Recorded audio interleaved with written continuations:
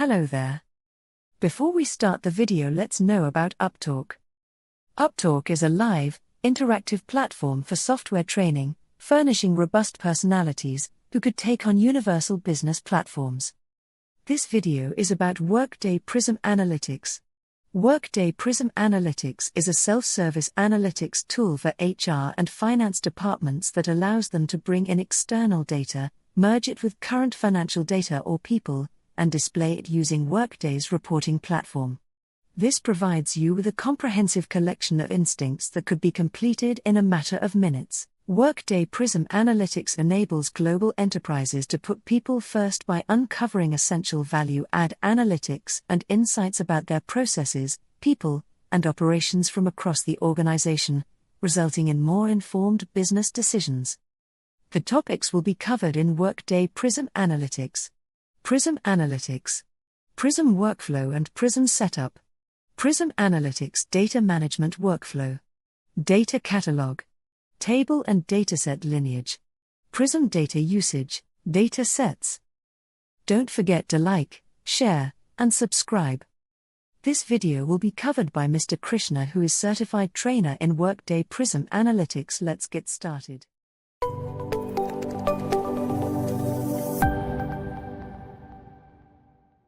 Okay, so what is Prism Analytics? Prism Analytics basically allows the data administrators, data analysts, or reporting or related data consultants, right, to basically analyze Workday as well as non-Workday data together. So with Workday's reporting and analytic capabilities, which were always there, right, we any which ways already had the ability to understand any data or visualize or analyze any data which was already there in Workday. Now the problem is, how do I bring this data together with the non-Workday data which could be relevant for my analytics, right? And Prism Analytics as a solution allows me to do that. So Workday Prism Analytics, if I have to quickly define that, with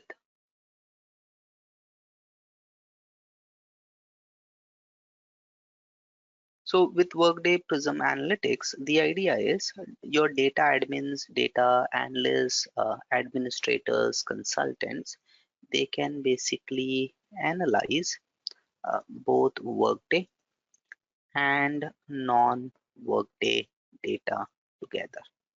So which means I can bring data from different sources, right? Now, many times, how do you bring data from different sources? You do that with the help of integrations. Right, you have to build integrations, and for building any integration, so if I build an EIB or connector or studio, it's a very complex task, in the sense I have to understand the structure and the format and the technology of that third-party system, right? So how I extract data from SAP could be completely different from how I extract data from Kronos, based on what APIs are exposed and what data is exposed by those APIs. Now Prism, it completely simplifies this transaction.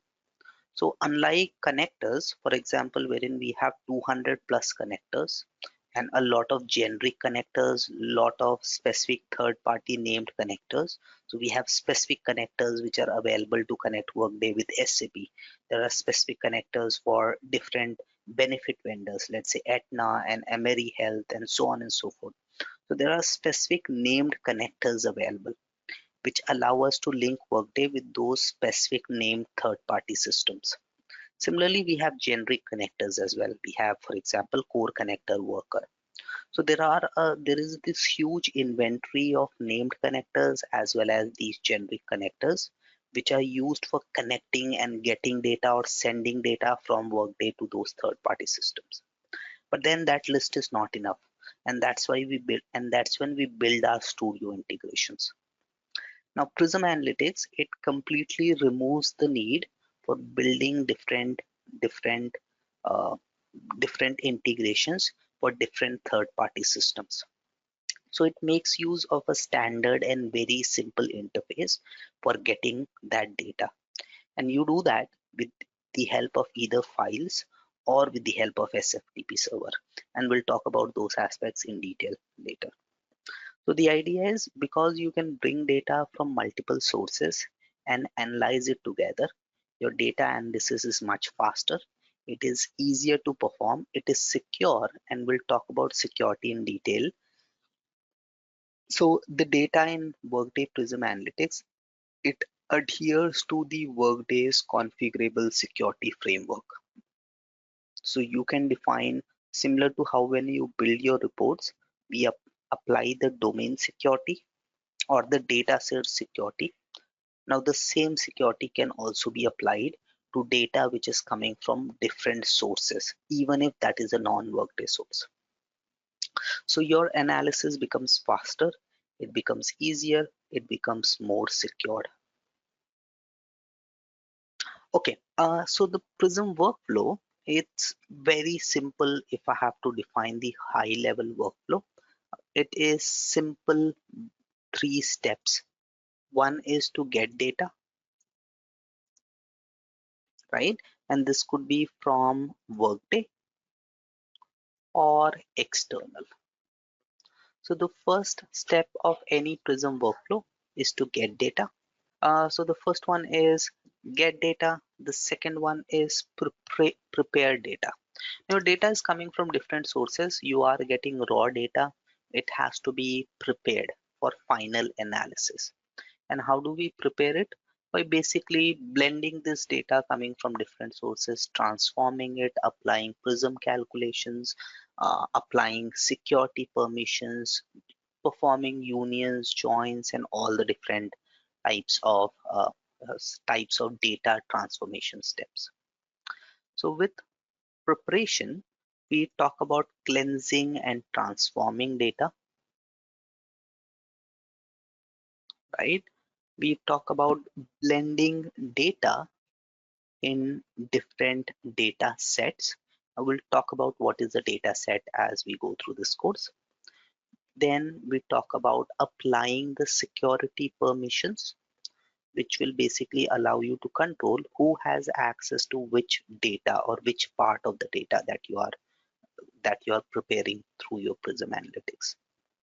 And finally, we publish this data. And we'll talk about publishing this data again in detail.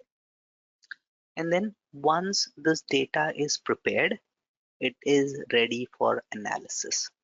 And how do you do your analysis? Through Workday's reporting and discovery board capabilities.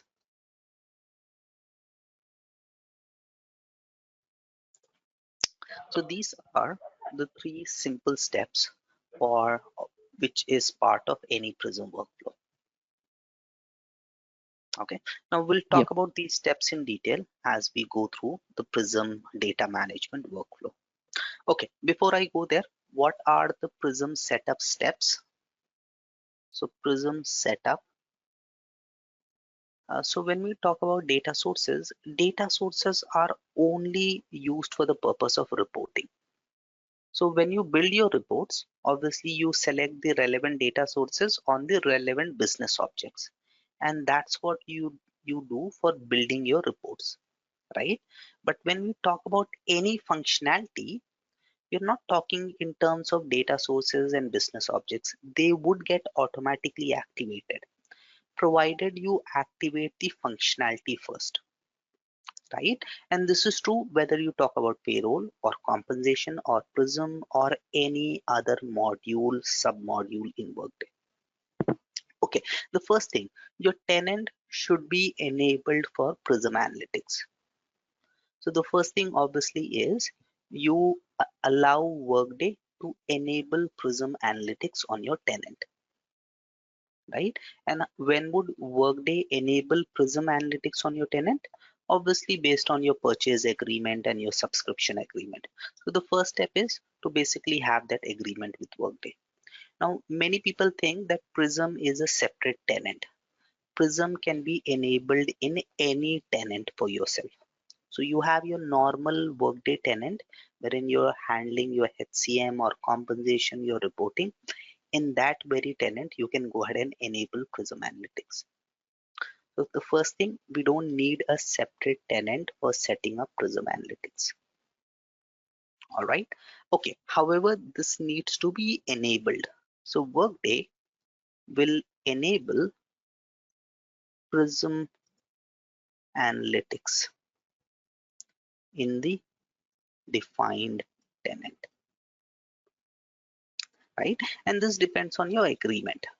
The second thing, once the tenant is enabled for Prism Analytics, then you have to activate it for yourself, right? So for example, my tenant is enabled for HCM and compensation and payroll, but then I then have to activate those modules or set up those modules. And what is the first step for setting up any module in Workday, not just Prism, is to enable the functional area. So what Workday has done is it has divided its entire solution, all the solutions that are available, into different functional areas.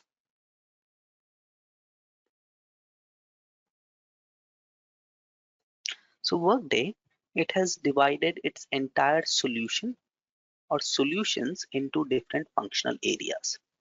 Now, there's actually a report which is simply called functional areas. If you go to this report, it will show you all the functional areas and the ones which are enabled or active for you. So if you go here, you will see there is HCM. There's this functional area called academic faculty, which is enabled or active for you. Similarly, if I search for Prism, so Prism Analytics as a functional area should be activated. So this is that functional area. Once activated, will give you the ability to set up the relevant security and will give you access to all the internal domains within that functional area. So domains, your entire functionality is encapsulated within different domains, which are part of any given functional area. So the second task is to activate or enable the Prism Analytics functional area.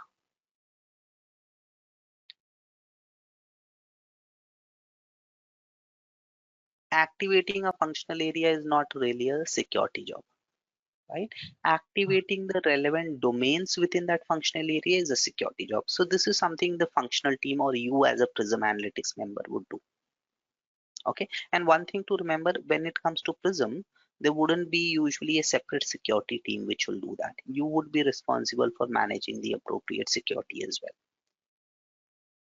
Okay, and so that is why it is you need to understand the associated security setup as well. Okay, now how do I activate any functional area? There is this task. Now our functional area is already enabled, so we'll not be able to enable it once again. So there is this task called maintain functional areas, right? We'll simply go in here and enable the respective functional area, right? So the task is maintain functional areas. Okay, and then finally you set up relevant security groups and permissions, right? So finally we set up a relevant security groups and the associated permissions. So you set up the relevant security groups and the associated permissions. One thing to remember for setting up your security groups is that for all your domains we can only define two types of security groups. One is unconstrained and then a role-based constraint. So these are the only two security groups which are allowed to be assigned on any of your Prism related domains. If I can quickly, I will talk about security later, but for now, if I come to Prism,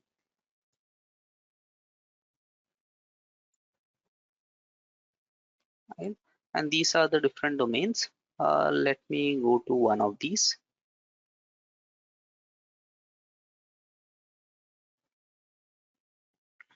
Right, if you see, the only security groups that are allowed are unconstrained and your constrained security groups. Prism access are your constrained security group.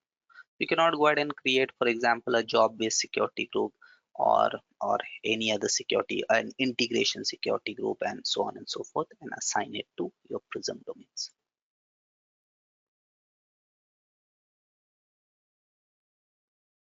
Okay, one more thing. I'm just thinking whether I should talk about this. Okay, fine, no problem. We'll look at that later.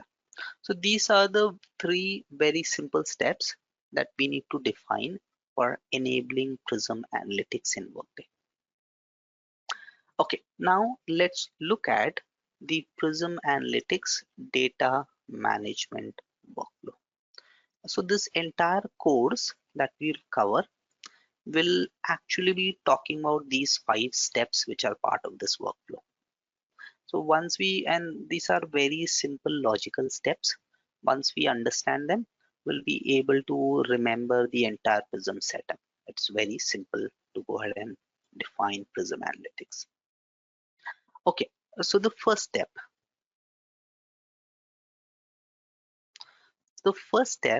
of Prism Analytics is to create 2 different objects. What are those? First is to create tables and data sets. Data sets which are of type base. So the first thing is I have Prism environment. Now one thing to understand, that Prism environment is logically separate from from Workday. In the sense, as I mentioned, your Prism Analytics is in the same tenant as your normal Workday usage, right? So in this very tenant, I have my employee data, I have the compensation data, I have the payroll data, and so on and so forth. I also have Prism Analytics. Now, Prism Analytics cannot go ahead and directly access the employee data. It cannot go ahead and directly access the payroll data. So all of this data, even if it is within Workday, has to be brought into this logical environment called Prism Analytics. So the first step is to get data into Prism environment. That data can be coming from Workday or from outside Workday. And how do you get that data?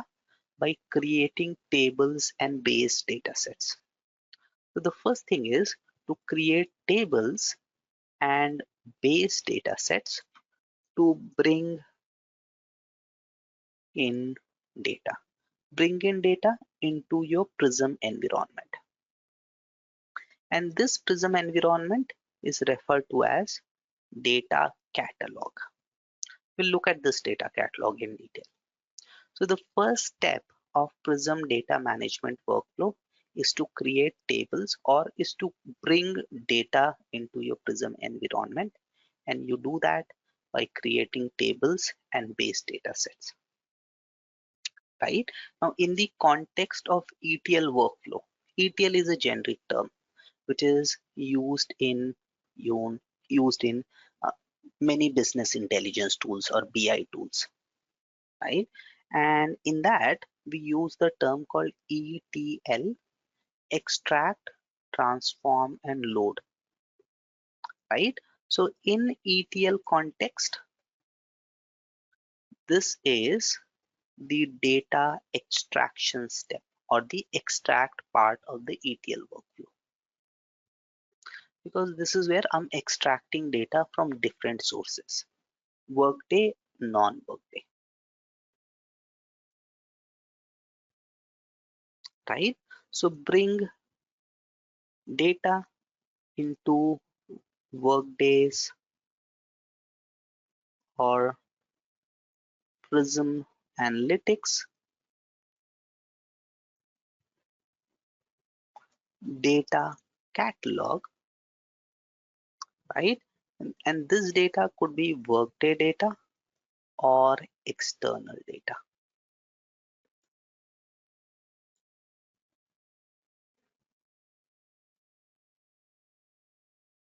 Right?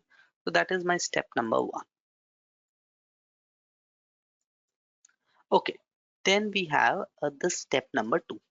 Once we have brought this data, right, the next step is to prepare that data. And how do I prepare this data? I do that by creating again data sets, but these are derived data sets. So there are two different data sets. One is base data sets, and then we have derived data sets. So create derived data sets to transform the data. Now, what are these derived data sets? Why and how we create them? We'll look at this later, right? And how do we transform this data? By applying. So data is transformed in pipelines using different stages. So two objects to remember. One is a pipeline, and we'll talk about pipelines and stages. What are these different stages? I can join my data, I can union my data, I can do Prism calculations, I can manage fields.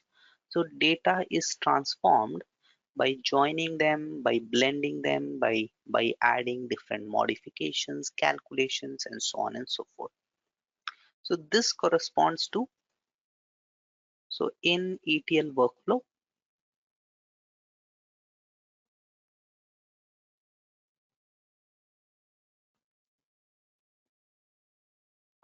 this corresponds to the data transformation step.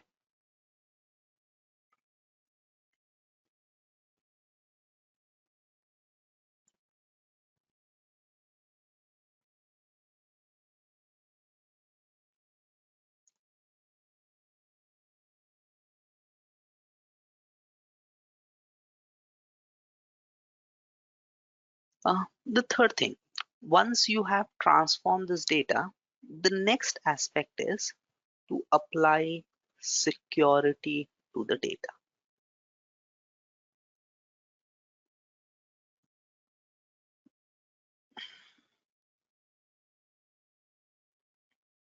Okay, now with respect to security, Prism Analytics follow the same security model as a report security does. Okay, so the idea is when you first create a data set, which is basically when you bring in data, right? Workday automatically or implicitly applies security to the data in the data set. And this security is applied through a domain which is called Prism default to dataset access. Now, what is this domain? I'll talk about this later. So the idea is even if you don't apply any security, Workday implicitly applies a default domain security through a domain which is called default to dataset access, right? However, especially in your production environment, you would override this by specifying your explicit security domains. So the idea is you can edit the security or this implicit security by editing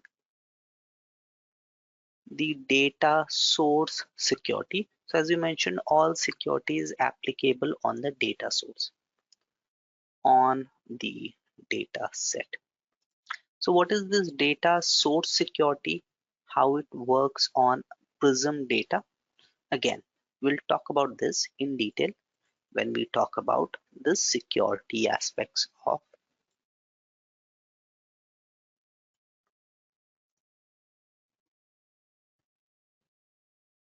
Okay, finally, once your security is applied, then the idea is you make the data available for analysis, and you do that by creating a third type of data set.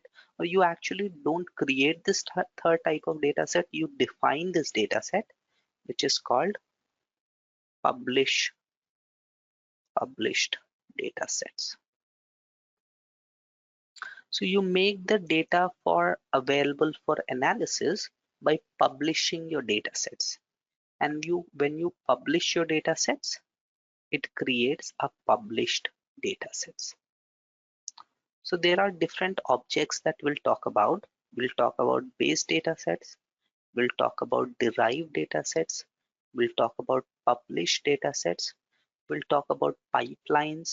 We'll talk about stages, and we'll look at different types of transformations.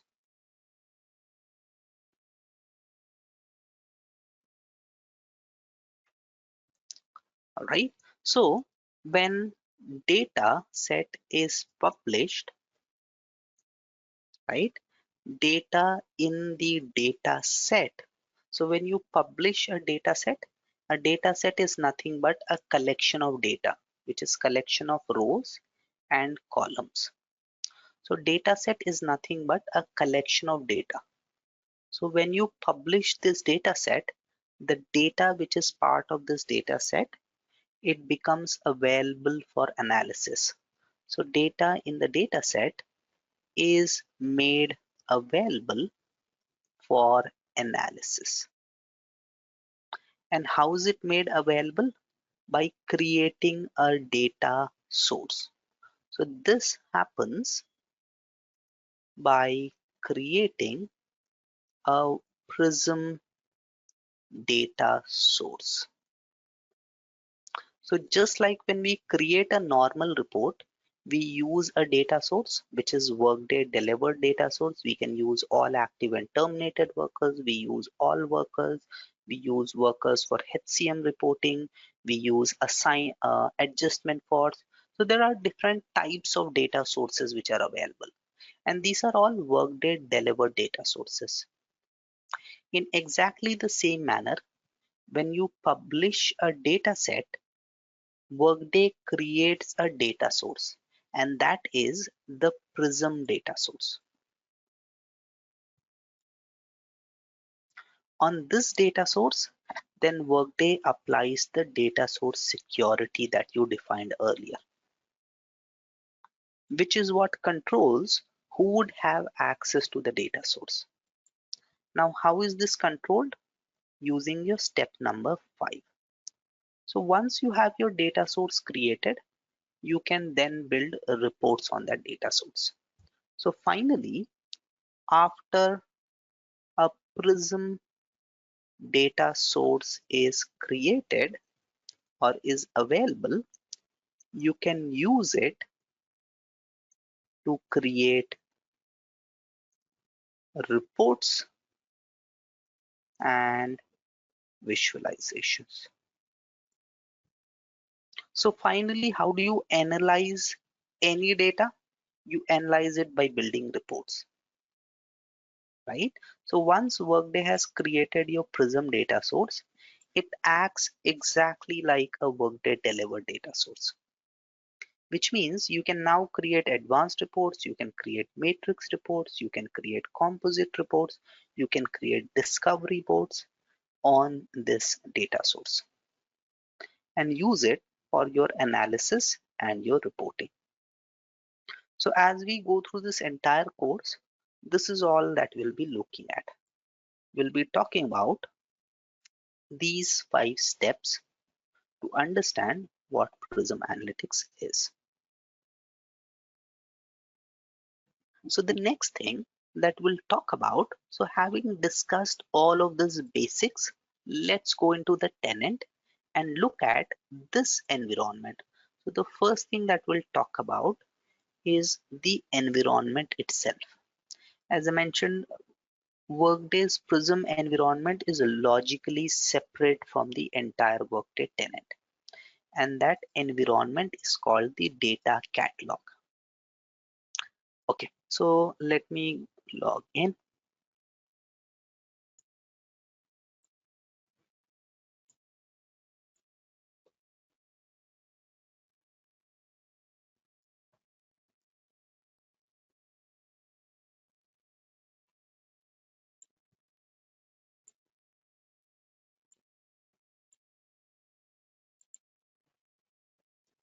Okay, so how do I access the Prism environment? Using this report called data catalog or data catalog. So this is my Prism environment. This environment consists of two different objects, tables and data sets. So we'll talk about tables and data sets in detail. But before that, let's look at the environment itself and let's see what all details can I access through this environment, right? So data catalog refers to the logical Prism environment within a tenant.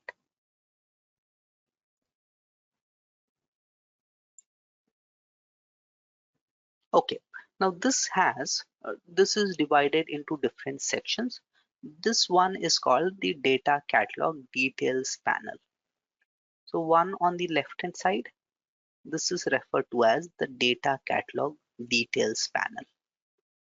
Now this would give me access to all of my data, which is divided into object type view. So what is this object type view? I can view different tables, or I can view, let me remove the filter. So I can view either all data, which consists of tables as well as data sets. I can view tables, or I can view data sets. So this is referred to as the object type view. Okay, so the first thing that I have is data catalog details panel, right? Then we have the object type view, right? Wherein based on your permissions, so if you only have access to create tables, you'll only see tables.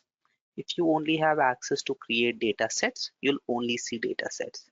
So based on your permissions, you can view. So permissions allows you to view tables, data sets, or all data.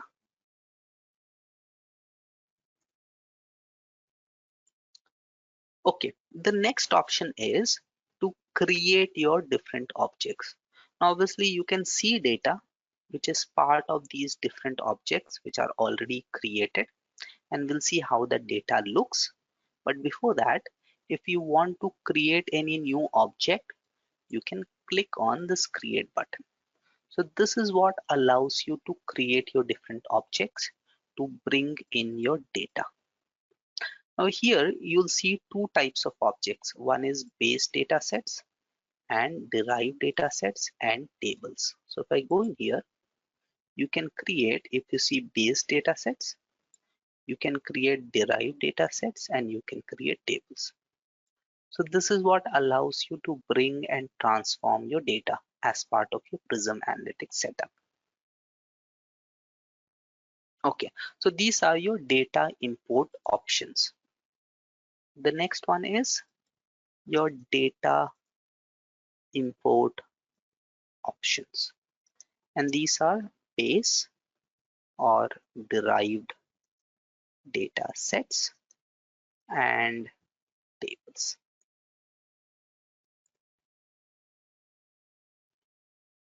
Okay, the next one is your tag filter.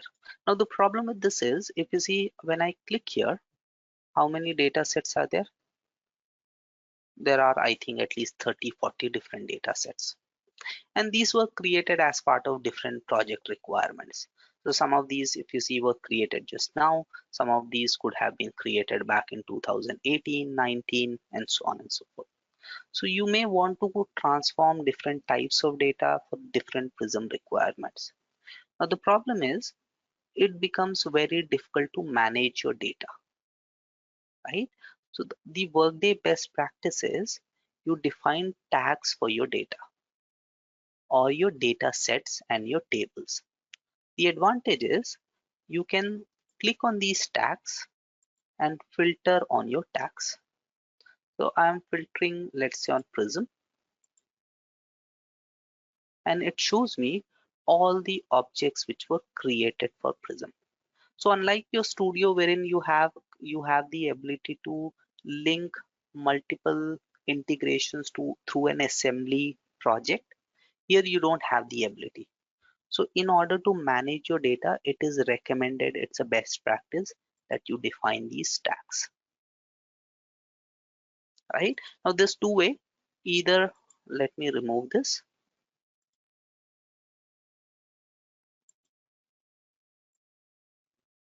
Okay, there are two ways. So when I click on any data, whenever I click on any object, and let me click here. The moment I do that, system opens up this panel for me, and this panel is known as an inspector panel, right? And this panel shows me details on that object that I'm clicking.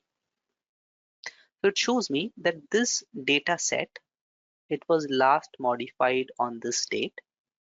There's no description that has been defined. No security has been applied on this data source till now. This data set is bringing in data through external files. I will talk about this later. The status of this data set is not published. We'll look at this in a bit. And this is the associated tag. And these are all the fields which are part of this data set. Now I want to filter, see other data sets which have the same tag or which are part of the same project. I can simply click here and then it automatically adds that filter for me, right? So highly recommended that whenever you create any objects, you add a tag to it. And the second thing is you give relevant names for your data sets. Having a relevant naming convention and adding proper tags is important. Else, by the time you have 100 data sets, you'll find it is extremely difficult for you to manage and know what was created for what purpose. Okay, so we'll talk about create options and this activities and everything. What is inspector panel? What is source type? What is this imported by? We'll look at all of them in detail. Okay, and the fourth option is your tag filter.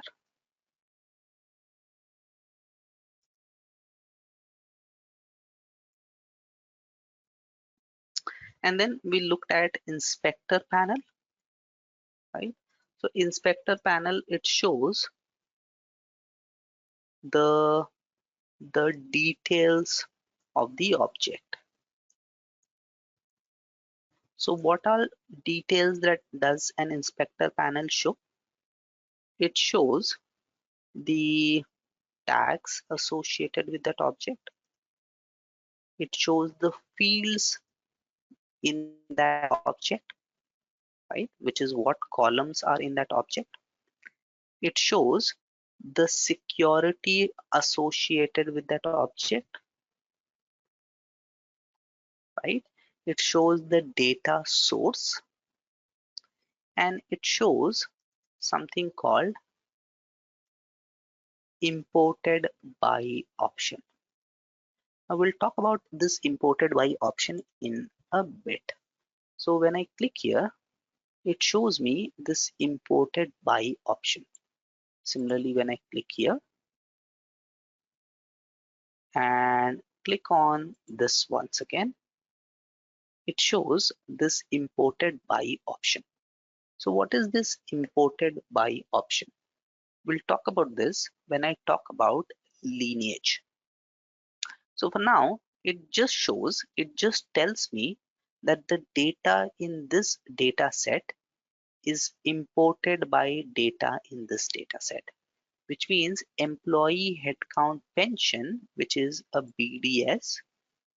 So this data set, which is BDS employee headcount pension, the data in this data set is imported by data in this data set, right? Or I can put it this way. This is the upstream system and this is the downstream system. How can I check that? If I go in here, we'll talk about lineage later. For now, if I go in here, I click on view lineage.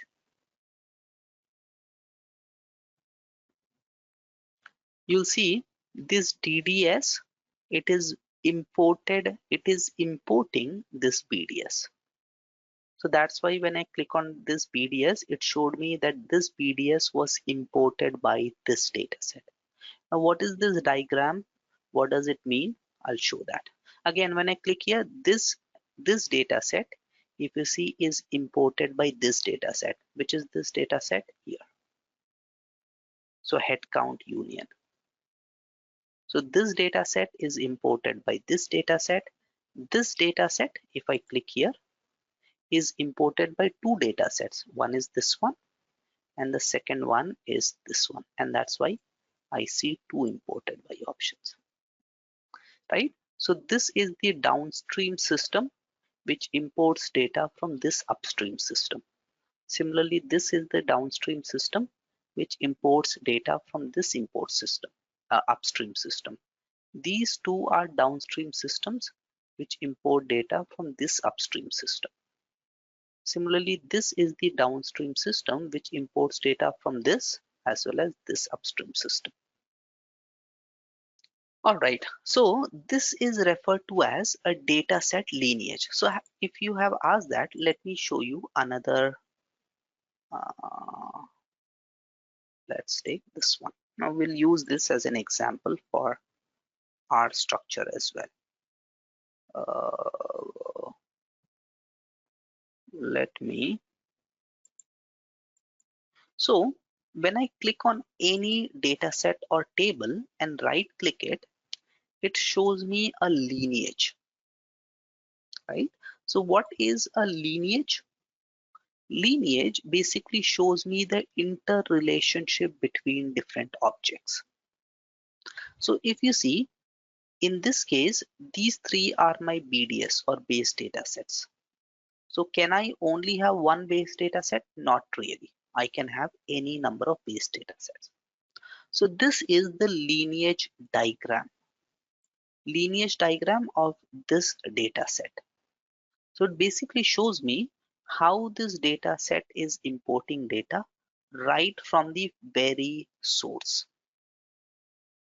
So if you see this data set, right, it is not imported.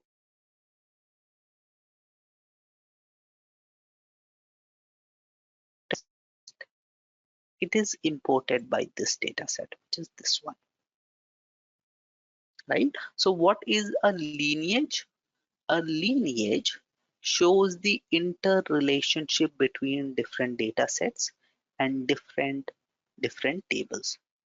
So this is simply a visual representation of how I'm importing data from one object to another object.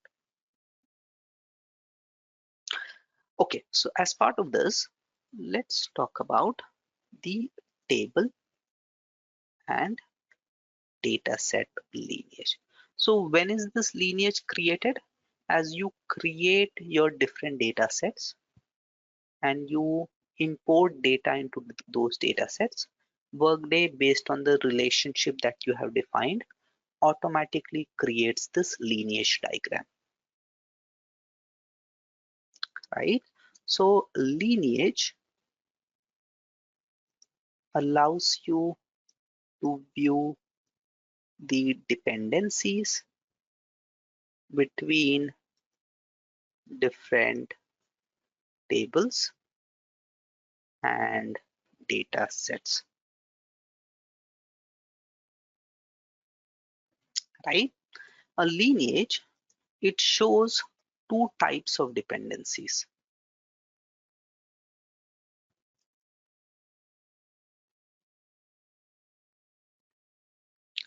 The first one is your downstream dependency.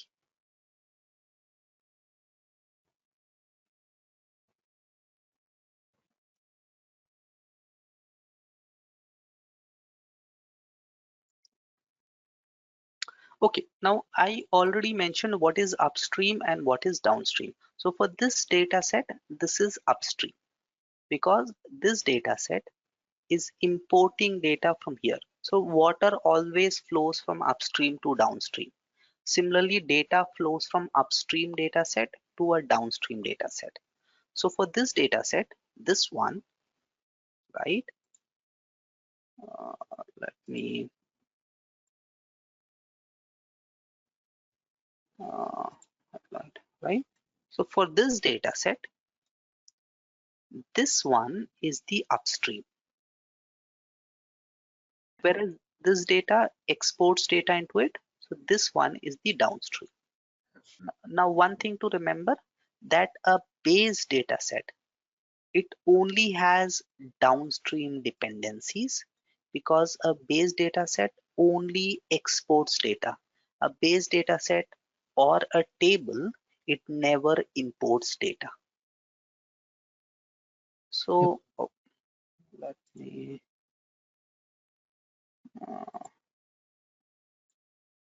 okay, so downstream dependencies, all base data sets and tables can only have downstream dependencies. And if you go back to our first flow diagram, you'll understand that because your base data sets and tables, they are the starting point. So they are the one which are bringing in data into Prism.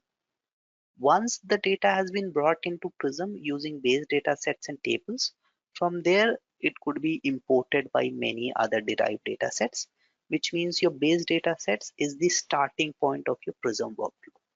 So your base data sets and tables only have downstream dependencies. Okay, whereas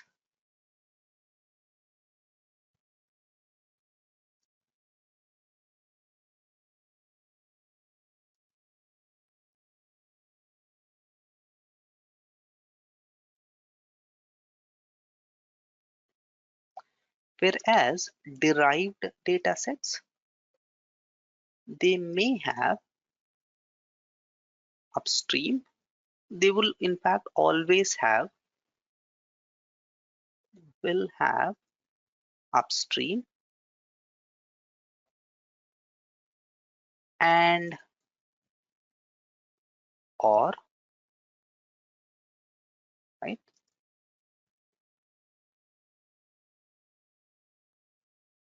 So your derived data sets, if you look at this derived data set once again, it only has upstream dependency. It doesn't have any downstream. Whereas this derived data set has both upstream as well as downstream. So your derived data sets may have both upstream as well as it may also have the downstream dependencies. So this interrelationship between different data sets in terms of upstream and downstream dependencies is what defines a lineage diagram, right? And this is what controls the imported by option. So it defines the derived data set which imports data from a given data set, which is it only shows the downstream dependency. So A data set is imported by B, which means for A, B is the downstream data set.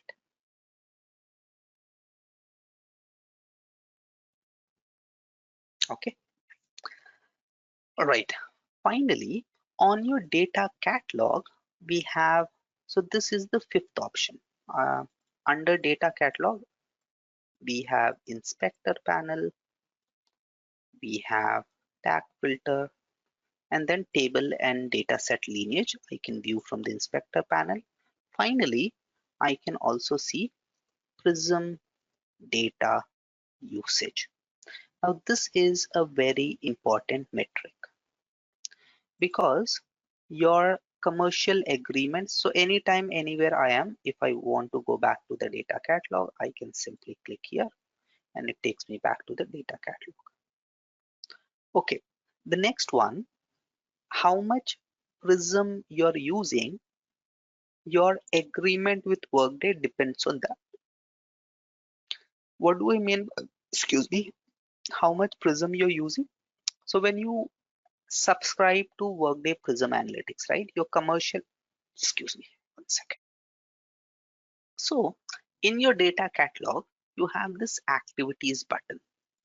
Let me open this activities button. Now this button, it actually defines your Prism data usage. Okay, let me click on activities once again.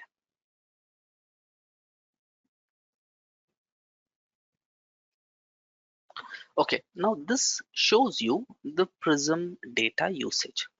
Now this is what controls your commercial agreement with Workday. Now this basically shows the number of rows of data that you have published. So if you see, as part of this tenant, we have published 1.1 million rows of data.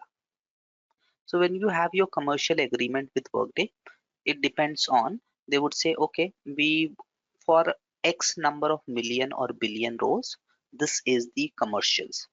And if you go beyond that, then it is extra charge or your commercials will have to be renegotiated. So you have to be extremely careful with how you're designing your Prism, because ultimately the more the number of rows of data you publish over a period of time, you'll find that your usage has exceeded your commercial agreement. So there are two metrics it shows. One is the number of rows of data that have been published, and the second one is how much amount of disk space on Workday that is using. So it is using some 500 MBs of disk space for 1.1 million rows. Now this is the overall metrics for your entire tenant usage. You may or may not have access to all of these data sources depending on your security. So this shows the overall metrics. And then here down, it shows you those data sets that you have access to. So if you see this data source, it only has 2 published rows. And there are 6.8 KB of data. Right? This data set has some 444.k rows, and the disk usage it shows as 0 bytes, and so on and so forth. So these are the actual data sets that you have access to, and it shows the Prism usage against those data sets. But then this is the overall metrics. You may not have access to everything, right? So it shows us two metrics. So activities tab on the data catalog. This is what shows you the Prism data usage. The first one is the total disk space used, right? And it summarizes the disk space used for all data source, for all data sources or all data in Prism, tables and data sets. This is including the tables and data sets that you may not have access to. So it shows the overall metrics. Similarly, the second one is total rows published, which is the same concept. So it summarizes the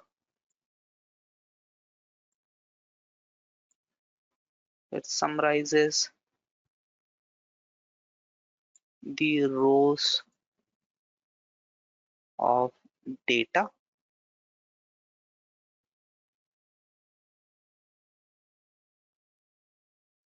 in all published Prism tables and datasets, even if you don't have access to.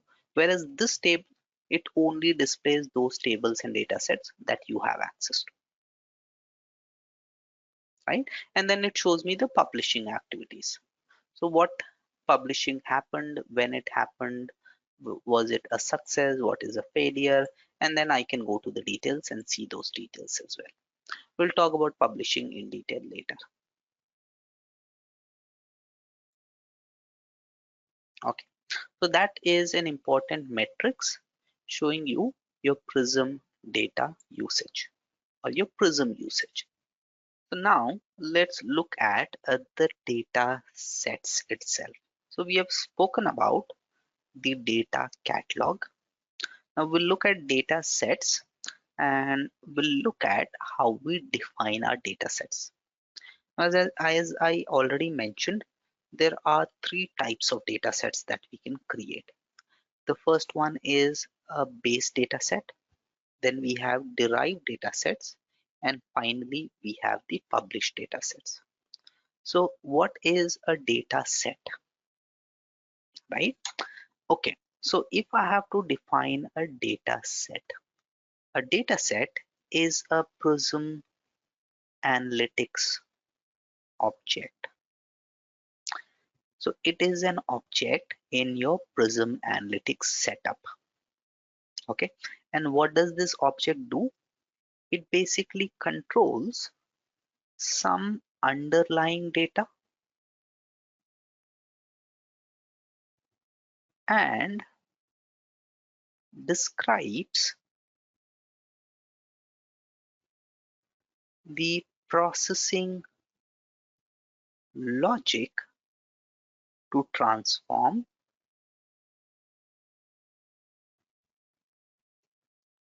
or manipulate this data.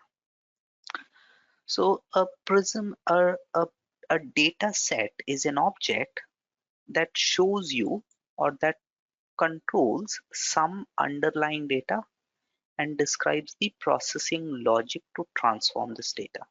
So in essence, every data set has the ability to transform or manipulate data. And it basically shows you that transformation logic. And that transformation logic is defined in terms of pipelines and stages. I'll talk about that later. So for now, the only thing we need to understand that a data set shows you the processing logic as to how it transforms the data that is included in it or that it holds. The second aspect, it also shows some underlying data. Why do I say some? Because a data set as such may have millions and billions of records. But when you view a data set, you can never view all of those records. You can only see a section of those records up to a maximum of 20,000. So you can only see a sample data which is included in the data set, but it will show you all the processing logic that it uses to manipulate that data, right? So a data set, if I have to define it, is also referred to as metadata. So what is metadata? Metadata is nothing but data about the data. So it basically defines the processing logic as to how it handles its data or manipulates its data. And this data could be Workday, or non-Workday, or a blend of both. So this could be a Workday data, non-Workday data, or you may have created a data set which brings all of that data together. Okay, now let's go into a data set and see what I actually mean by this. So you can see all of this data using Dataset workspace. So similar to how we saw the data catalog workspace, in exactly similar manner, we can see the Dataset workspace as well. And how can you access the Dataset workspace? By clicking on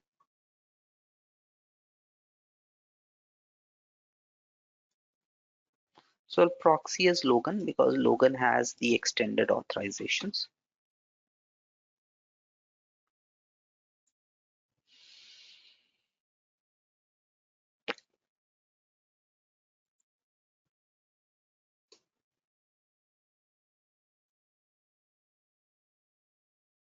Okay, so for example, let me open some random data set. Let's open this one, right?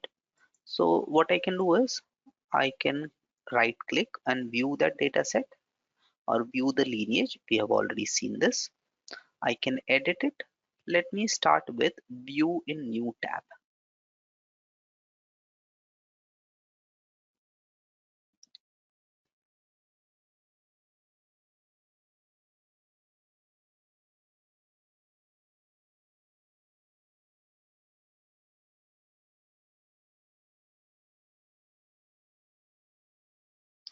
Okay, so here I get to see the same set of details a bit more as to what we saw in the inspector panel. So here I basically get to see the same set of details. So I can see some description. I can see how that data was created, right? Or how that data set was created, when it was created, by whom it was created, the last modifications, any security that has been applied, the status, Prism data source, and when was it last successfully published. So we'll talk about these aspects later. Okay, for now, if I scroll down, it shows me all the rows of data or all the fields or columns. This is similar to how we have columns in a custom report. Okay, when I click on any one of these columns, it shows me again, it shows up the inspector panel and it shows the details of that column. So this field or this column is of type numeric. It has 4 numbers, 2 before decimal and 2 after decimal. And it also shows me some analytics about that column. So it shows me what is the midpoint, and this midpoint is based on the data which is in this column. So it shows that in this column there are 3 distinct values. One is some 0.32 or 1.2. This is the second one 2, and this is the some 4.1. And median or the midpoint of this is here. And then it shows me those values, right? And so on and so forth. Whenever I click on any column, it shows me the details of that column in this inspector panel. Okay, if you see, it also shows me a sample of that data. So this is what I mentioned. It will at the max show you some underlying data. So I can control this sample by selecting either 100 rows or 1k rows or a maximum of 20k rows. So if my data set has more than 20k rows, then I can see only a maximum of these number rows of data in the data set. Okay, now when I click here, that is when it show me the data. Now this data set only has 3 rows of data. And if you see, when I was clicking here, it was showing me those distribution. So 0.32 is one of the value which is in 33% of the records, right? Obviously out of 3. So it shows you these analytics as well. And then based on these 3 values, it is showing me the median and the number of distinct values. Similarly, when I click here, if you see there are only two distinct values, because one is 1 and then 95, and it shows me the median, right? And these metrics are automatically shown. You don't have to do that. Okay, now when I click on edit, either here or if I directly click on edit here, it will take me to the dataset workspace. So when I click on edit here, this is where I can actually go to the dataset workspace. Now, as I mentioned earlier, a dataset defines the processing logic, and this processing logic is encapsulated in terms of pipelines and stages. Now we'll talk about this processing logic in detail later. We'll see what is a pipeline, what is a stage later as we create our data set. For now, if I go to this dataset workspace by clicking on edit, this is where it shows me the pipeline, and within the pipeline it shows me the stages. So my data manipulation happens through this pipeline and through these stages, right? And this is referred to as my pipeline list. So this separates this section on the left hand side. This is my pipeline details panel, and it shows me my pipeline list. What is my pipeline list? So here I have my primary pipeline. For now, don't worry about what is a primary pipeline. So this is my primary pipeline. If I click here, it shows me all the additional pipelines as well. Plus I can add any extra pipeline if I want to. So if I click here, this is my second pipeline, and it only has 2 stages. However, if I go to this pipeline, which is my primary pipeline, it has a number of stages. So the left hand side is my pipeline details panel. It shows me a list of all the pipelines which are part of that data set. And for each of those pipelines, it shows me all the stages which are part of that pipeline. Okay. The next thing, it shows me, as I mentioned, a sample data. Now I can select any other sample, right? It refreshes. If there are more than 20k rows, here there are only 16 rows, right? That is fine.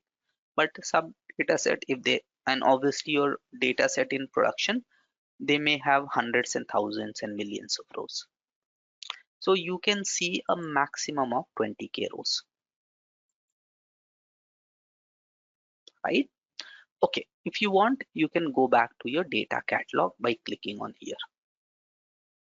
Now for each stage, it shows me the stage statistics. So right now I'm on this stage by default. This is my stage number 8. If I click here, this is stage number 2. This is the stage type, and it shows me the stage statistics. This stage has a total of 9 fields, including 0 calculated fields.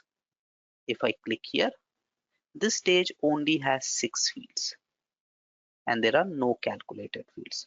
Let's click here. This stage has 5 fields.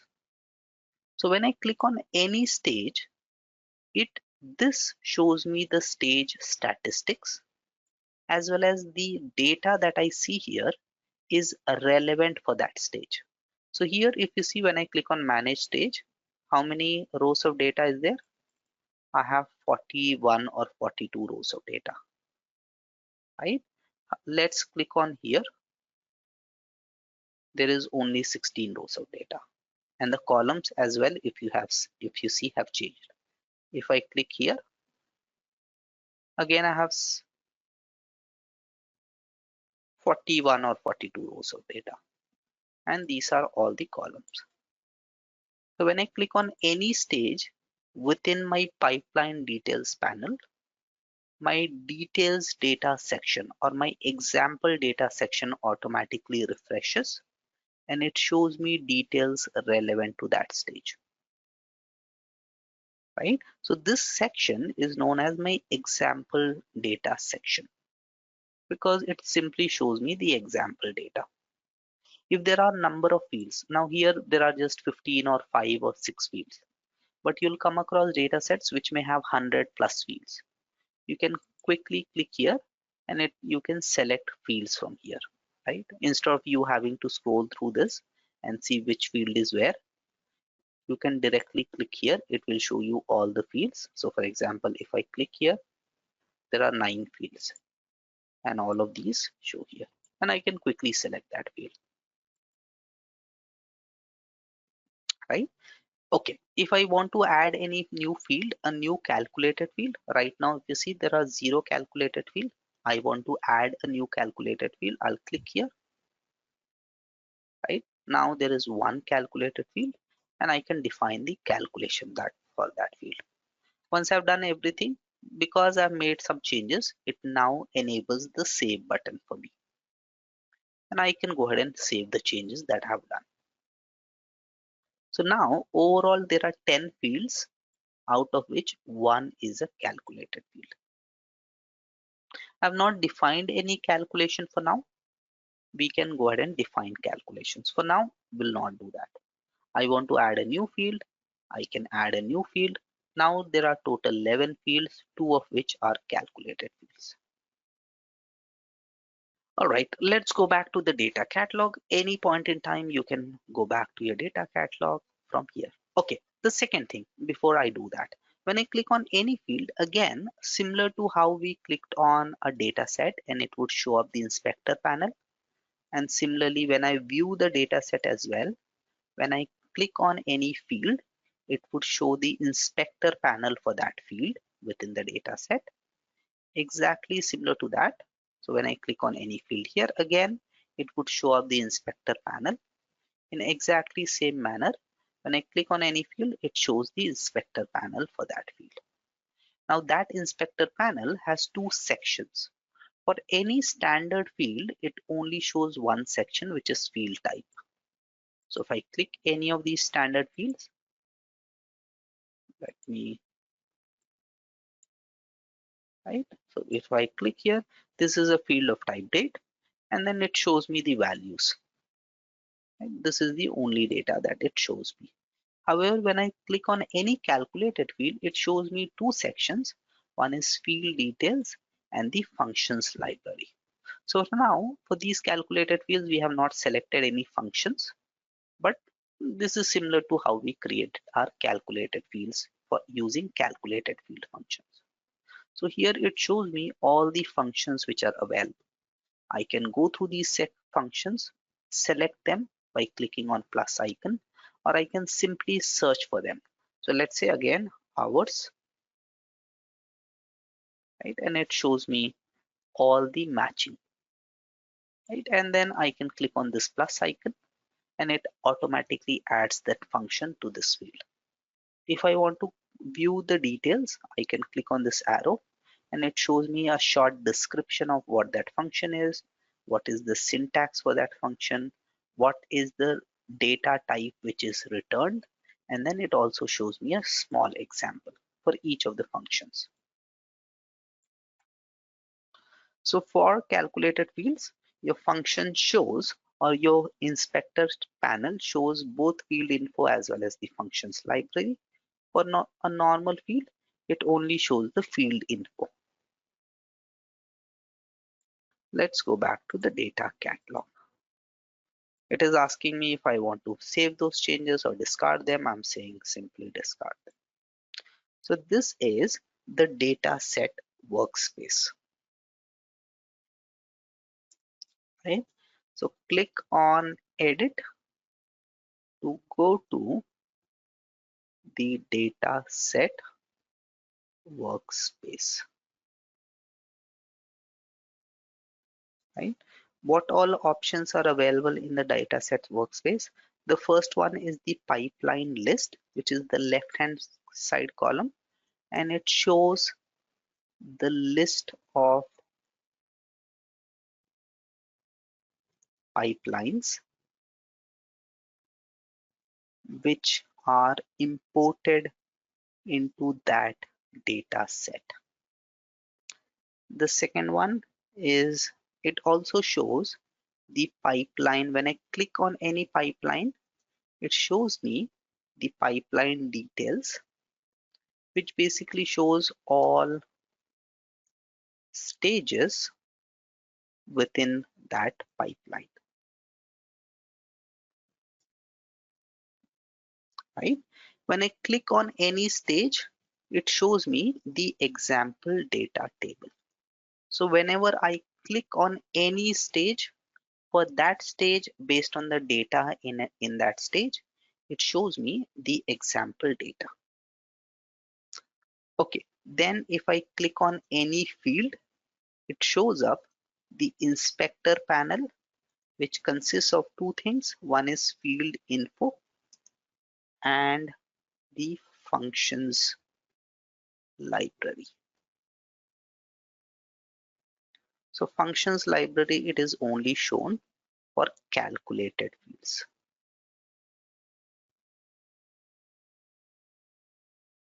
Right?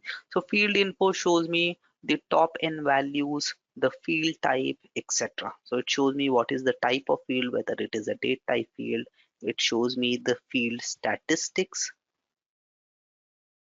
and then the top n values and so on and so forth.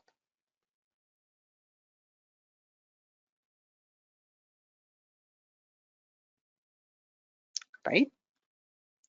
Okay. Inspector panel, sorry. And then finally, I can add Prism calculated field expression bar. So this is my Prism calculator. The one which showed me on the left hand side, that was my Prism calculated field expression bar. When we create our Prism calculated fields, that's when we'll look at that expression bar.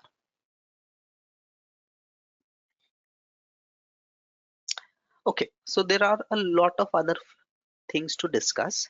However, I'll discuss them as we create our data sets. So as we create our data sets, that's when we'll talk about the different field types that your data set support, the field mappings that happens, the concept of null values, and a lot of other things, and also all the different stages. For now, we'll talk about creating your data sets. So if I can again, let me take any one. So if I click on edit, I don't have, okay, this someone has not defined any schema. Let me click on edit. So when you add any field, this is your calculated field expression bar. So let's say I want to select a function, and this is the function I want to select. Let's say days between. This is my expression bar. Right? Okay. So till now, we have looked at our data sets, our data catalog, right? We have looked at what is the overview or what are the different moving parts of a data catalog. Within a data catalog, we have looked at the data sets, or how or what are the different aspects of a data set. The next part is how do we create a data set, right? Okay, now how do we create a data set really depends on what activity or what do I want to achieve with that data set. So is this data set only being created to read data or get data into Prism environment, or is this data set being created to transform and modify the data. So the purpose of the data set actually defines or identifies how the data set will be created.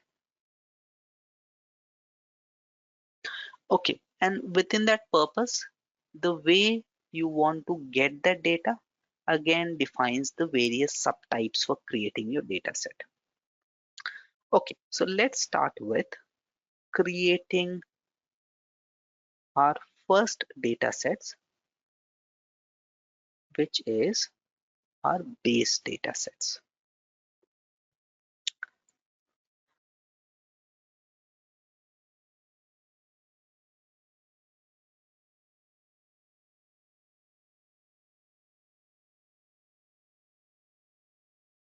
Now we saw earlier that there are three types of data sets. One is base data set, then we have derived data set, and then we have a third category as well, which is when the data set gets published, it becomes the published data set. Now the question is, why would I create a base data set? So how would I create it? There are different ways, through custom reports, through file, through SFTP, and so on and so forth.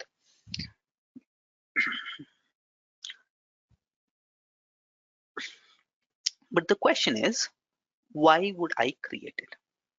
Okay, so if you remember when we spoke about the lineage, here we have. When we looked at the lineage, we mentioned that base data sets, they only have downstream dependencies.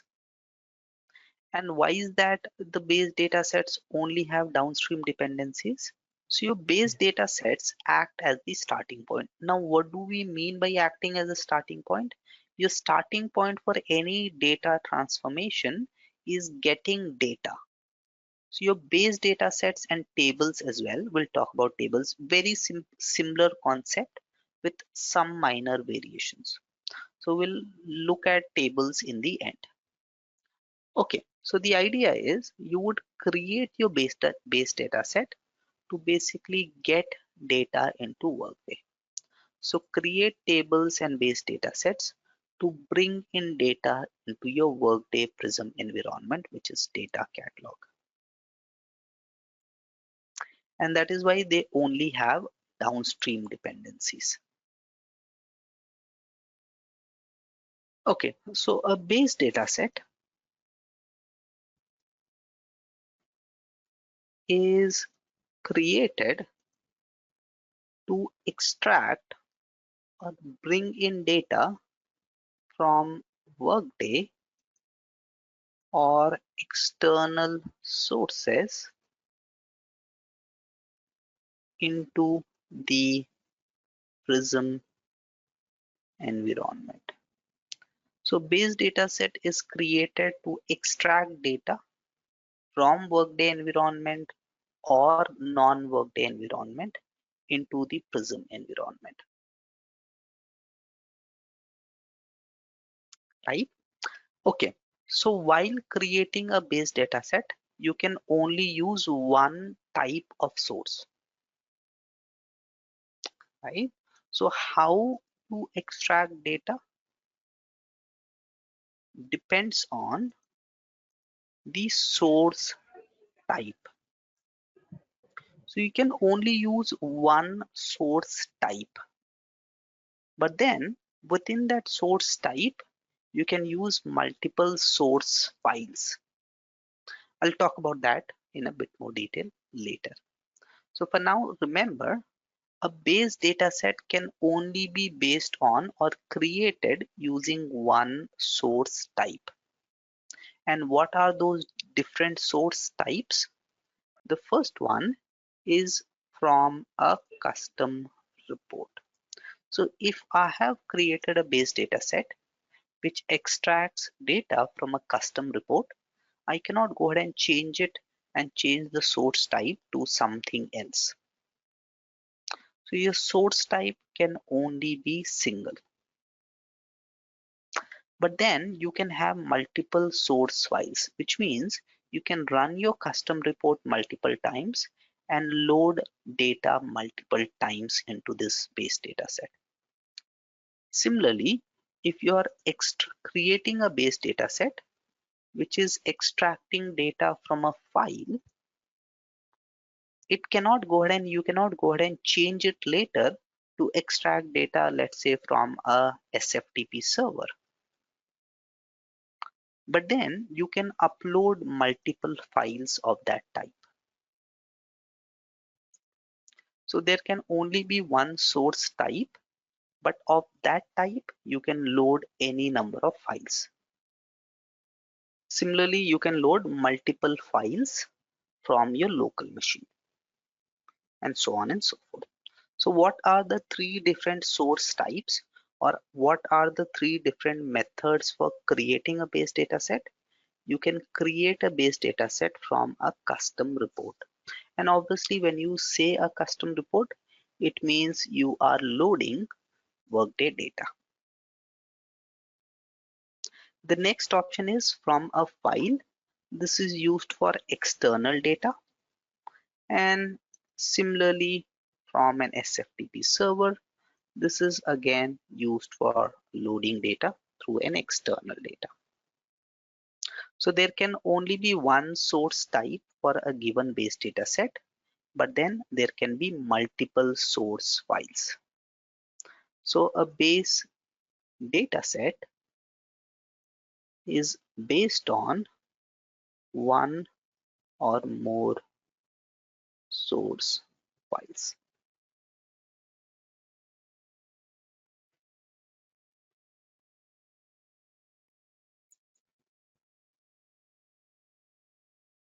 Okay, so now before I create my base data set, let me show you what I'm trying to do. So here we have a single example that will build throughout this class. So in this example, I am taking data from different sources. So the first is I would import data from Workday, and then I would also import external data. Okay, now this data that I'm importing from Workday, I would obviously do that through custom reports. And I'll not be using a single custom report. I'll be using three different custom reports. So which means from Workday, I'll be importing three different sources of data. And then from external file, I would upload data. And then I will bring all of this data together and transform and modify and build my ultimate output, which can be then be used for my analytics. Okay, we cannot use an SFTP server. I'll show you how an SFTP server is used, right? It is very similar, exactly similar to a file, but obviously because we don't have an SFTP connection, we'll not be able to establish a connection with an SFTP server, right? But we'll also see how an SFTP data set is created. Okay. All right. Now, what are the three different datas that I'm reading? So for now, or to begin with, I have created three custom reports. Okay. So what are those custom reports that I have created? I have created three custom reports. One is ZF01. Okay. So I've created three custom reports. One is ZF01, ZF02, and ZF03. Let me go ahead and open each one of these custom reports. So understanding what data I'm loading, it's an important part of your Prism Analytics configuration, because until you understand what is the data and what is the different logical connections between your data, between different data sources, you'll not be able to work on that data. Okay, so these are the three different custom reports that I have built. They're very simple. Okay, the first report is the company structure. Turn on.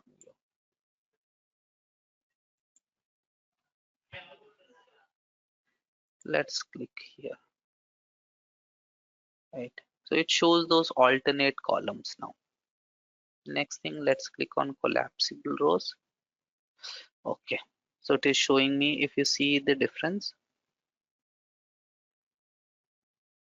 Okay, this is good, right? Because now we can see the difference between separate columns, separate rows. Okay, any which ways. So this is where we were, right? Uh, so my first report, it is basically importing company data. Now, if I go ahead and look at this report structure, it's a very simple report. I think I have built it on organizations or company. Yeah, I built it on this data source, which is company hierarchy. And this is all I'm doing. I'm checking the name of the company, right? I'm checking the name of the Workday ID for that company. And then I'm getting the subtype of that company, which I'm calling a sector, right? And for each of those companies or company hierarchies, I'm checking what is their parent company and the Workday ID of the parent company.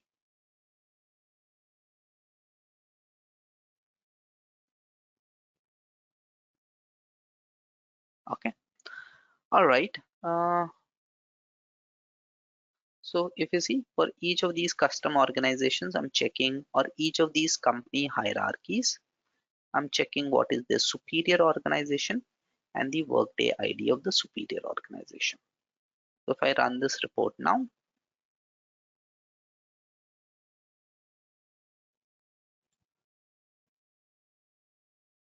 okay, so this is my output. So it shows me that there are 7 or 8 companies. This is the associated Workday ID. So for North America, the parent company is company hierarchy, which is over here. And company hierarchies looks like it doesn't have any parent company, so it is the top level company. Similarly, for EMEA, the superior company is company hierarchy. For Asia Pacific, it is again company hierarchy. So at the top, I have company hierarchy, under which I have these 4 companies. Under EMEA, then I have Europe. And under EMEA, I also have Middle East and Africa. Okay. Now, what is this subtype? Every object, I'm sure you are aware, every organization that we create in Workday, we associate a subtype for that organization. So for example, if I go ahead and open this company hierarchy or company which is North America, it is associated with a subtype, which I'm calling as mobility. Okay, so here I've simply designed a structure saying this company of mine is a mobility. So for example, if I take Reliance, Reliance has different companies. So Reliance Jio and maybe a few other companies which are part of their telecommunication, right? Or if I take Tata, now Tata has Tata Motors, Tata Commercial Vehicles, and so on and so forth, which are all part of their mobility sector, right? And then it has TCS and maybe a few other companies which are all part of their IT, and so on and so forth. So what I've done is I've simply, now here the name doesn't make sense because this was obviously a GMS tenant, a test tenant. I've just created some sample data. Okay. So here the name actually could be Tata Motors, right? And here it could be Tata Electricity or Tata Electricals, or this could be anything. So here it's just that we have named as EMEA, Asia Pacific, and so on and so forth. Okay. The next report is the supervisory structure. Now in this report, I'm basically pulling all the supervisory organizations in global modern services effective as of today's date. Now when I run this report, it shows me all the supervisory orgs and their respective headcount. So if you see, this is the supervisory of global modern services. Their the current year headcount, which is fiscal year's headcount, is 584. Fiscal year minus 1, which is last fiscal year's headcount, was 494.5, and before that it was this. For each supervisory org, it is showing me the headcount trend over the last 3 years, right? And these were simply standard fields that I have pulled. Okay, for each organization, it shows me the type of that organization. Now, obviously, these are all supervisory organization types. Again, it shows me the Workday ID for that organization. And then it shows me the organization level from the top. So GMS is my top level organization, which is level 1. Under GMS, I have executive management group, and if you see, there are 4 other organizations which are all at level 2, right? And then I have human resources and so on and so forth, which are all at level 3. So for each of these organizations, I have also shown at what level from the top they exist. Okay, then for each of these organizations, I am also pulling, similar to how I was pulling the subtype for each of these companies, I'm also pulling the subtypes for each of these supervisory orgs. Okay, all right. Now if you see, for these organizations at level 3, so if I open human resources, again, don't worry, how is human resources related to energy? This is just a sample data. If I go to human resources, if you see, the subtype is energy, which is what is displayed here. Now the problem is, if I scroll down, this is the actual subtype associated to a given organization. So risk management, which is actually, if I go ahead and open risk management, so here I have risk management. If I go to details, risk management subtype is division. So here I'm simply showing the subtype of any given organization under this column, right? But then risk management, this is part of, if I come here, risk management, this is part of finance and administration. And what is the subtype of finance and administration? It is life sciences. So if I scroll up, finance and administration, it is life sciences. So any organization which is below level 3, I'm forced to find the actual subtype of that organization, but also the subtype of the level 3 organization they belong to. And that is why you see 2 subtype fields. Make sense? Why is this the case? Why is that I have pulled the actual subtype of organizations below level 3 as well as their third level subtype? That is something we'll look at Prism Analytics. All right, so this is my second custom report. Now, how is this custom report related to the first custom report? So whenever we are dealing with data from different sources and we need to transform and blend that data in Prism, there should be some common link between different data. So here I know, for example, EMEA, or let's say, yeah, EMEA, which is energy, and now I know that human resources is also energy. So this is how I know that this organization is part of this company, which is energy. So the link that I have defined between my different data points in this case is the sector of a company matches to the subtype of my supervisory. So whenever you're dealing with data from different sources, you should have something in common. If you don't have anything in common between 2 data points, so one is my customer data, second is my employee data. If there is no way I can link that data together, how am I going to bring them together? The third is now my employee details. Now here again, I'm pulling data for all the employees in GMS. And how is that I'm linking this data to other data? Through the supervisory org. So here the link is So under human resources, if you see, these are the employees under human resources and so on and so forth. So here the link is the supervisory org of the worker can be linked to the supervisory org here. Okay, or the name here or the ID here.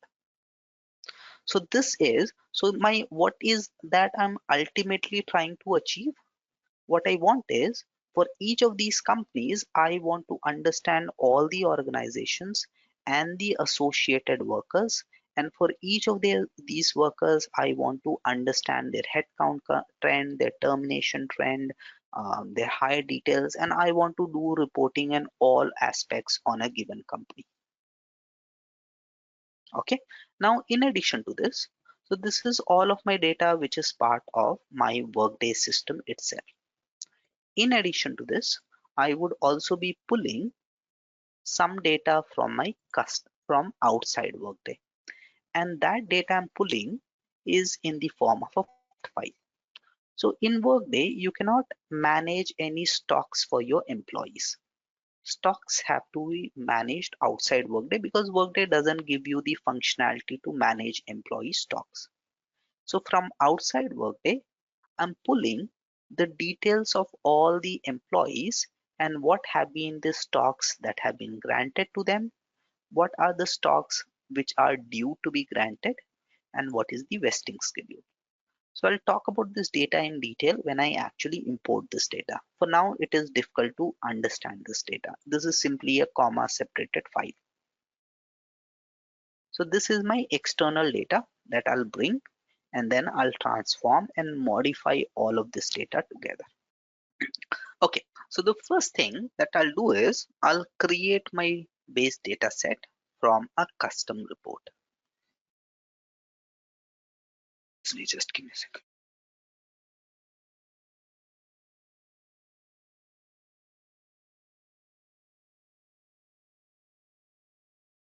Okay. So the first thing that I want to do is create my base data set from custom report. Okay, now which report do you think can be used for creating a data set? Which report type? So Workday report that can be used for creating your base data set, obviously, as you said, has to be an advanced report. And then there are a few other prerequisites. Okay, so Workday report used as a data source. It must be an advanced report,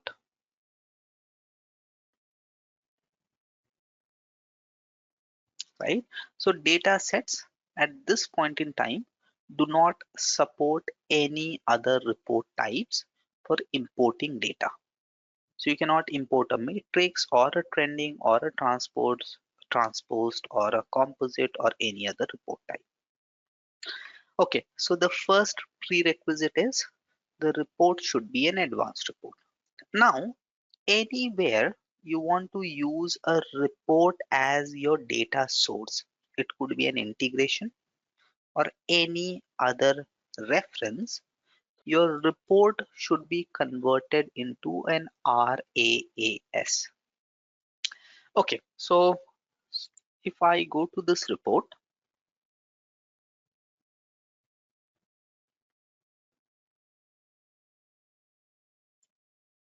so the second thing is your report should be enabled as a web service. So even when you use your reports as your data sources for EIBs or Studio, they should all be enabled as web services.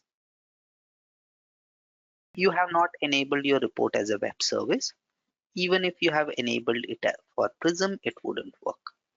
So your report should be an RAS enabled report, which is being enabled as a web service. Now, if I go back to this report, you see that web service XML alias.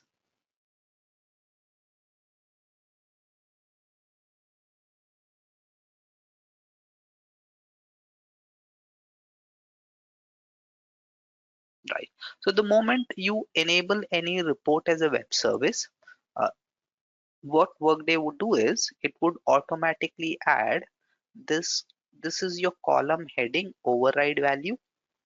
This is your actual column heading, and you can override it using column heading override. So this is common as part of normal reporting. And then for that column heading override, Workday defines an XML alias. Now the thing about XML alias is that it has to be unique. You cannot have two. So if I come here, so if you see, I have two columns with exactly the same name, but then their XML alias are different. So XML alias, I can go ahead and change it, but even if I change it, it has to be unique, right? So Workday automatically adds this XML alias. You can modify it as long as the XML alias is unique.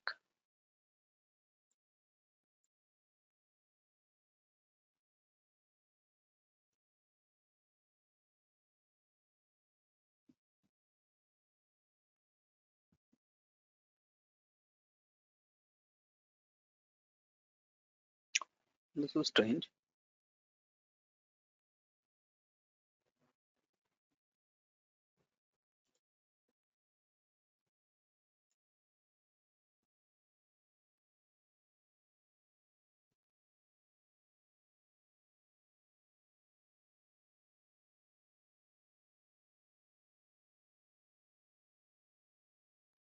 Okay, it has to be unique unless we'll see in web service how it works.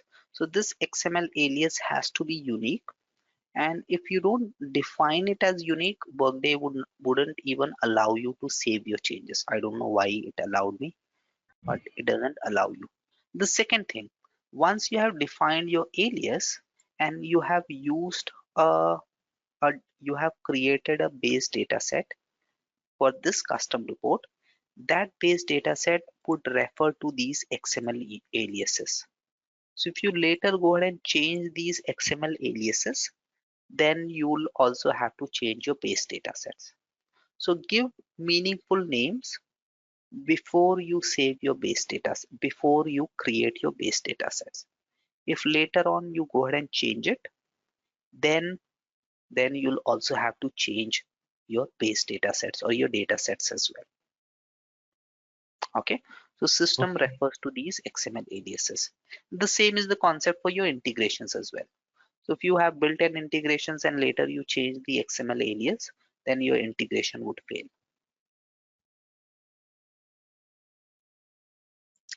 Okay, so be enabled as a web service. Next one, be enabled for Prism Analytics, right? Something you've already seen. And finally, uh, it should not include any fields from an RBO related business object that have a many to one relationship with primary business object. So you should not include any fields from a relative business object that has one to many relationship with the primary business object. Now, what do I mean by that? So for example, if I come here, if you see, a worker can have multiple additional jobs, right? So as such, I can add fields wherein I can add fields directly on my primary business object, which are multi-instance fields. And system would allow me to do that. But let me click on edit.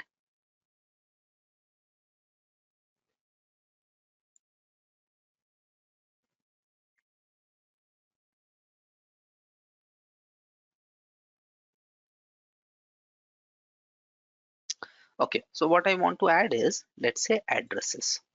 Now, a worker can have multiple addresses, right? So this is a multi-instance field, and if you see, I can add it. The system automatically adds an XML alias, and I can go ahead and save this.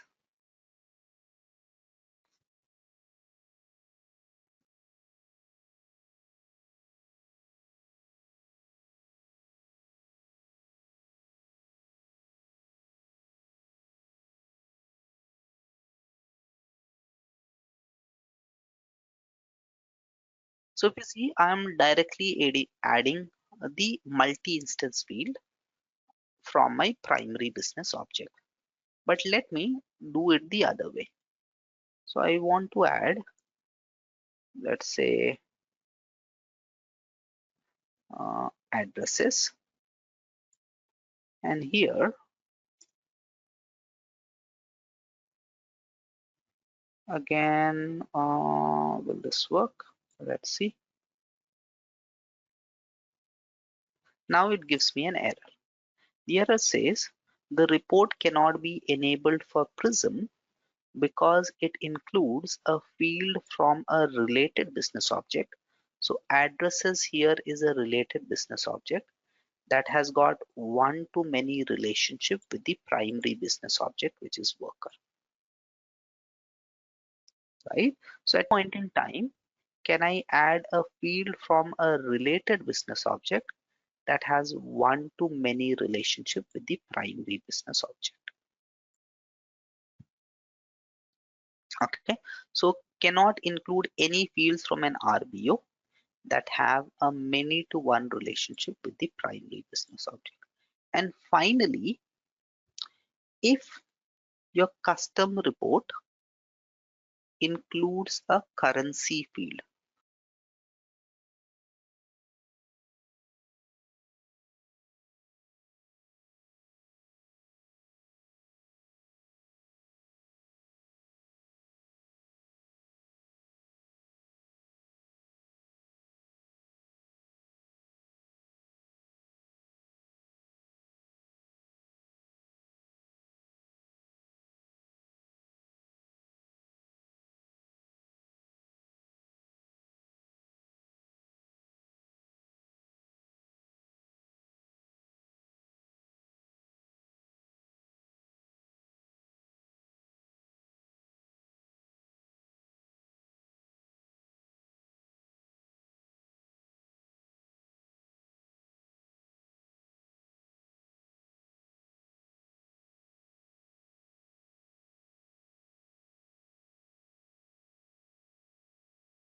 Now, if you have any currency field in your report, in that case, you must select the show currency column checkbox. So if I come here, again, if you see, I have a couple of currency related fields added. In which case, I should select this option, which is show currency column. If I remove that, I get an error saying that this report is enabled for Prism and contains a currency field, but show currency column isn't selected.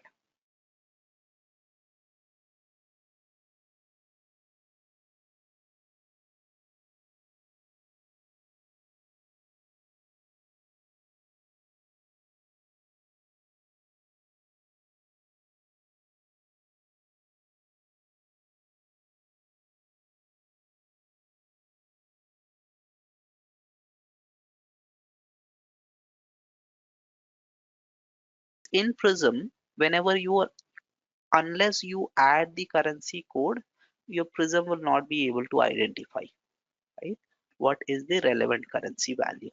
So Prism needs to differentiate between your normal numeric value and your currency value with the associated currency code.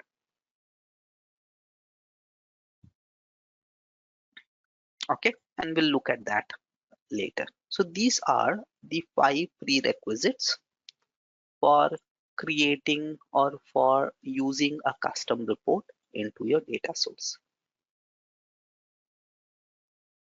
Okay, and as I mentioned, ensure that you don't change the column heading, override XML alias values in the custom report,